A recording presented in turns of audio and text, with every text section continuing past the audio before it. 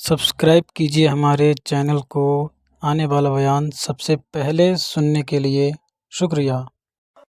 وہ جوان جو ہی پروان چڑھا ان فوان شباب آیا تو اس کی پیشانی سجدے کے تقدس سے مالا مال ہو گئی، اس کی آنکھوں میں حیا اور شرم کے پہرے آ گئے، اس کے خیالوں میں پاکیزگی آ گئی، اس کی زندگی کے شب و روز نیکی کے ماحول میں بسر ہونے لگے، اس کی راتیں ذکر الہی میں، تلاوت کلام مجید میں اور دن یاد الہی میں روزے سے گزرنے لگے۔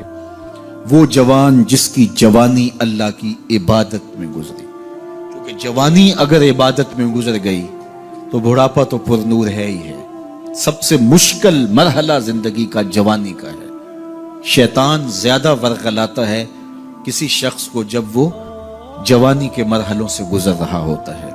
تو جس کی جوانی خیریت کے ساتھ گزر گئی اور اس نے اپنی جوانی کے تقدس کو محفوظ رکھ کے منزل تک پہنچا لیا، اپنی عصمت کے جوہر کی حفاظت کی، اپنی آبرو کو لٹنے نہیں دیا، اپنی آنکھوں کی شرم و حیا پر پہرے بٹھائے اور آنکھ کو برباد نہیں ہونے دیا اور اپنی زندگی کے تقدس کا پہرا دیا، تو جو جوان اپنی جوانی کو خیریت کے ساتھ گزار گیا۔ کسی نے کہا تھا نا، کتاب زیست کا ایک اور باب ختم ہوا، شباب ختم ہوا، ایک عذاب ختم ہوا۔ تو جوانی جس کی منزل تک پہنچ گئی خیریت کے ساتھ، عافیت کے سائے میں۔ مشکل تو بڑا ہے جوانی کو منزل تک لے جانا، خیریت کے ساتھ، داغدار نہ ہونے دینا، جوانی کے تقدس کو رسوا نہ ہونے دینا، عصمت کے جوہر پہ کالک نہ لگنے دینا، خواہشات کو غالب نہ آنے دینا۔ آسان کام تو نہیں ہے، مشکل کام ہے، لیکن اگر کوئی مشکل کاٹ گیا، جوانی کے تھوڑے سے ایام میں گزار گیا، اللہ اکبر۔ حضرت شیخ ختلی کہتے ہیں، داتا گنج بخش علی حجویری علیہ رحمہ کے مرشد ہیں، الدنیا یومن ولنا فیہا صومن۔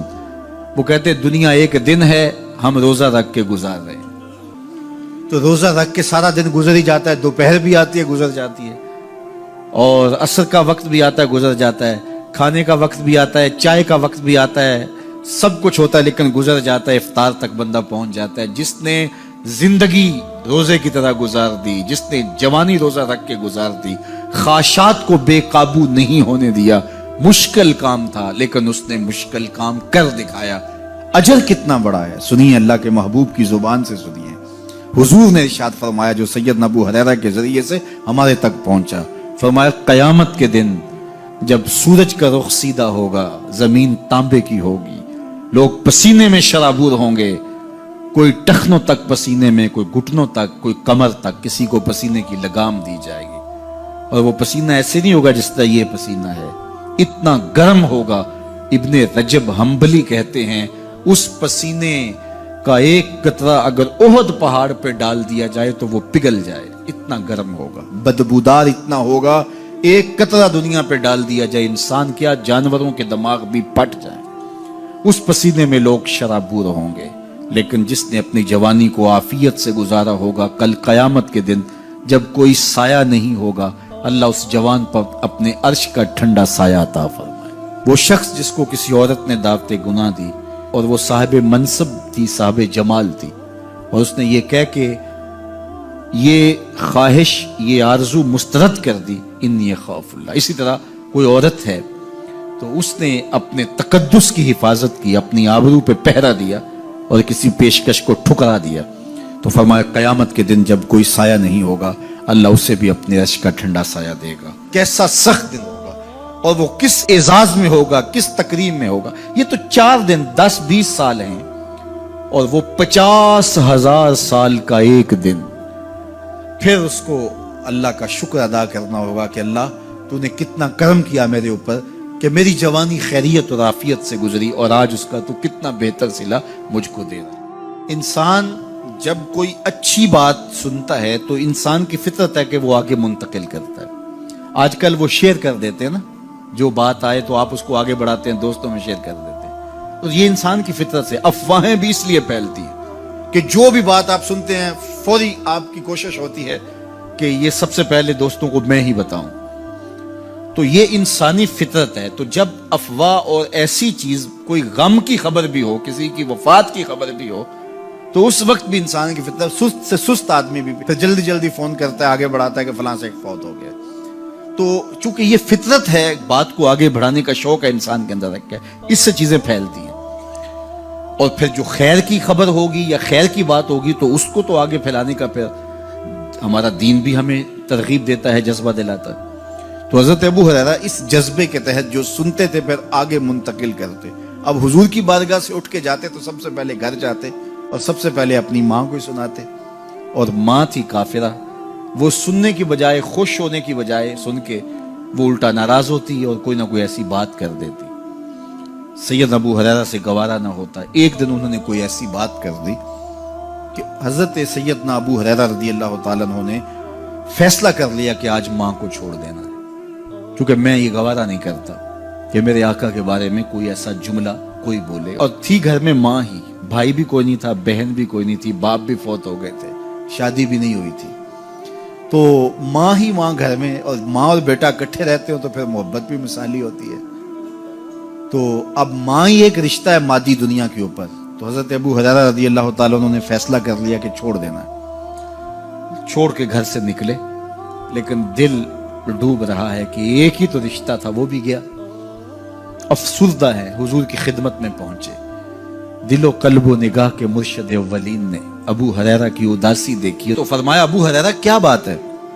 تو حضرت ابو ہریرہ جس طرح بندہ پھٹ نہیں پڑتا تو عرض کی حضور میری ماں کی ہدایت کی دعا کر دیجئے. ساری کہانی 2 لفظوں میں بیان کر دی، میری ماں کی ہدایت کی دعا کر دیجئے.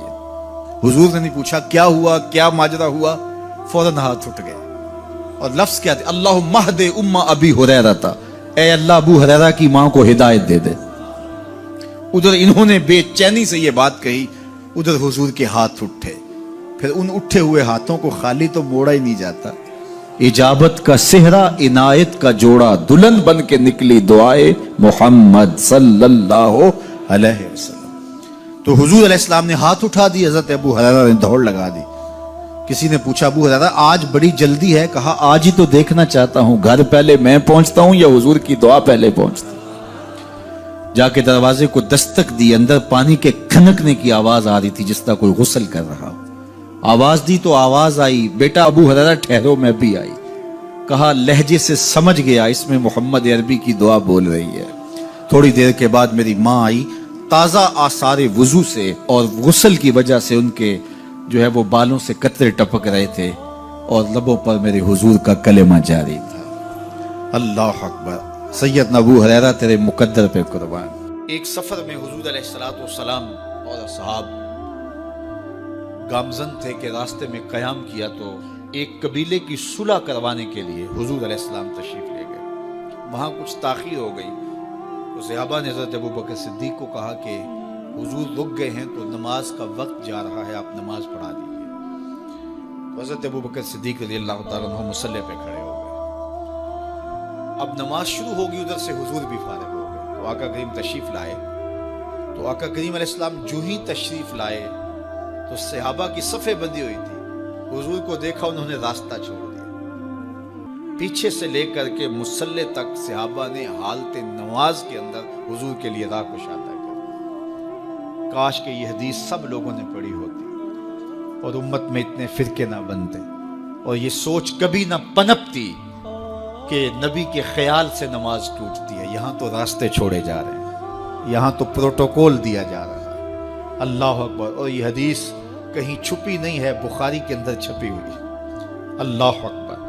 آقا کریم علیہ السلام تشریف لائے تو صحابہ نے راستہ چھوڑنا شروع کر دیا. نماز بھی چل رہی ہے اور حضور کا راستہ بھی چھوڑ رہے ہیں. بالکل حضرت ابوبکر صدیق کے پیچھے آ کے حضور کھڑے ہو گئے. وابو بکر لا یلتفت یمینا ولا یسارا. جب آپ نماز پڑھتے تھے تو نہ دائیں دیکھتے نہ بائیں دیکھتے، پوری توجہ انہماک ہوتا. وہ اپنی کیفیات کے جہان میں ڈوبے تھے اور حضور آ کے پیچھے کھڑے ہو گئے. صحابہ نے اپنے ہاتھوں کی پشت پہ ہاتھ مارنے شروع کر دیے. مکعن و تس دیا قرآن نے. تالی لگانا، سیٹی مارنا یہ شیطانی اعمال ہیں، لیکن ہاتھ کی پشت پہ ہاتھ مار کے متنبع کرنا یہ مختلف مواقع کے اوپر یہ جائز ہے. تو اب جب حضور آ کے پیچھے کھڑے ہو گئے اور صحابہ سمجھے کہ حضرت ابوبکر صدیق ایک استغراق کے عالم میں ہیں، ایک کیفیت کے جہاں میں ڈوبے ہیں، تو انہوں نے اپنے ہاتھوں کی پشتوں پہ ہاتھ مارنے شروع کر دیے۔ تو حضرت صدیق اکبر سمجھ گئے کوئی غیر معمولی واقعہ ہو گیا۔ دیکھا پیچھے حضور کھڑے تھے، اللہ اکبر۔ تو حضرت صدیق اکبر مصلی سے سرک کے پیچھے آنے لگے، تو آقا کریم نے اشارہ کیا رکو، نماز پڑھاؤ۔ سیدنا صدیق اکبر اس کے باوجود پیچھے آ گئے۔ کبھی ہوتا ہے حکم اور کبھی ادب آگے ہوتا ہے، اللہ اکبر۔ حضرت سیدنا علی المرتضیٰ رضی اللہ تعالی عنہ کو کہا نا حضور نے صلح حدیبیہ کے موقع پہ، صلح نامہ لکھوایا جا چکا تو لکھا یہ محمد رسول اللہ اور قریش کی جانب سے ہے۔ تو عروہ نے کہا اگر محمد رسول اللہ مان لیں ہم تو پھر لڑائی کس چیز کی ہے؟ تو اس لیے محمد رسول اللہ نہیں، محمد بن عبداللہ لکھا جائے۔ تو وہ اس بات پہ بضد ہو گئے، اور اگر ایسا نہیں ہوتا تو معاہدہ ٹوٹ رہا تھا۔ تو حضور نے حضرت علی المرتضیٰ سے کہا کہ چلو رسول اللہ کا لفظ مٹا دو۔ عرض کی میں تو نہیں مٹاؤں گا، میں تو نہیں مٹاؤں گا، یہ نام میں تو نہیں مٹا سکتا۔ پھر حضور نے خود مٹایا۔ اب یہاں حضور نے کہا ابو بکر رکو، لیکن حضرت ابو بکر نہیں رکے، پیچھے آ گئے۔ اور پھر حضور خیر مصلی پہ گئے، نماز ہوئی، سلام پھرا۔ تو حضرت ابو بکر صدیق رضی اللہ تعالیٰ عنہ کو حضور نے کہا ابو بکر جب میں نے کہا تھا تم رکے رہو تو تم کیوں پیچھے آئے؟ تو سنو حضرت ابو بکر نے کیا جواب دیا رضی اللہ تعالیٰ عنہ۔ کروڑوں سلام، لاکھوں عقیدتوں اور نیاز مندیوں کے خراج ان کی چوکھٹ پہ عرض کرنے لگے ما کان لابن ابی قحافہ ان یؤم رسول اللہ صلی اللہ علیہ وسلم۔ حضور ابو قحافہ کے بیٹے کی جرت کب ہوئی کہ رسول اللہ کے آگے کھڑا ہو کے نماز پڑھائے؟ یہ ابو قحافہ کے بیٹے کی ہمت کب ہوئی کہ رسول اللہ کے سامنے کھڑا ہو کے نماز پڑھائے؟ تو ادب پہلا کرینہ ہے محبت کے کرینوں میں۔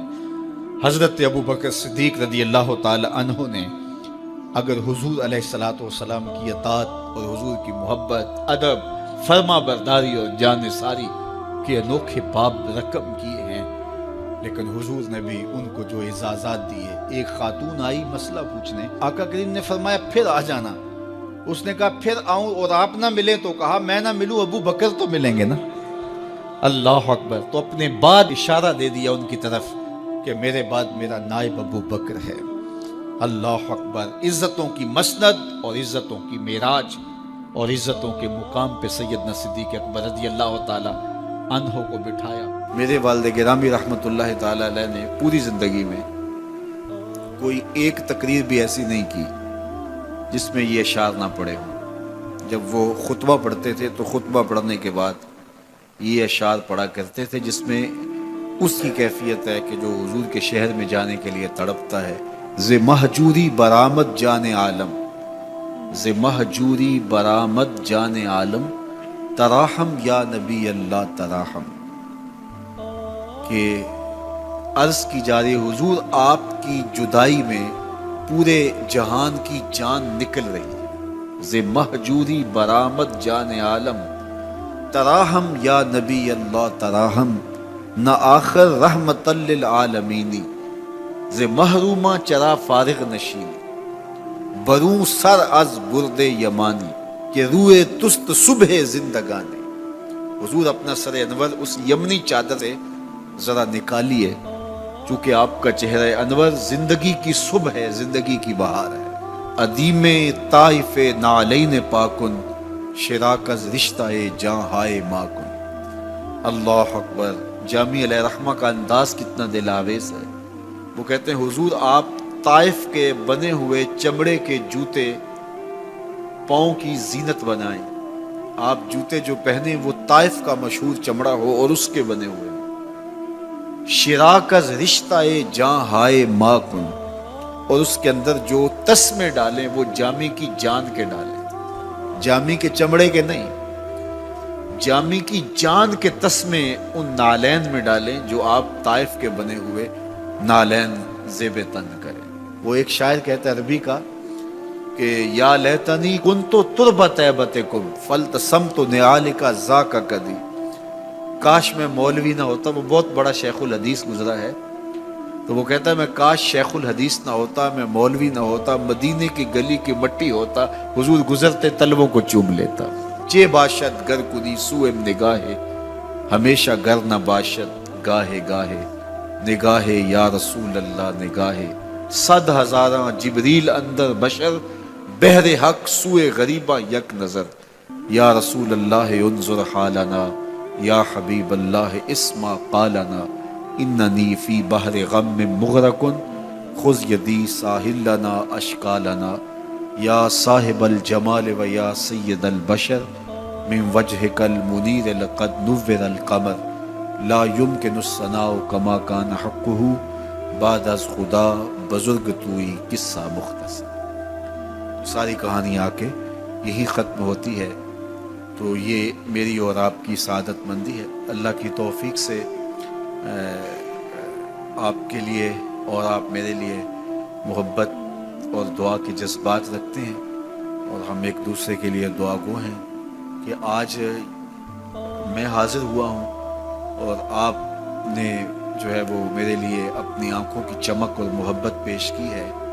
اللہ یہ دن آپ کو بھی نصیب کرے۔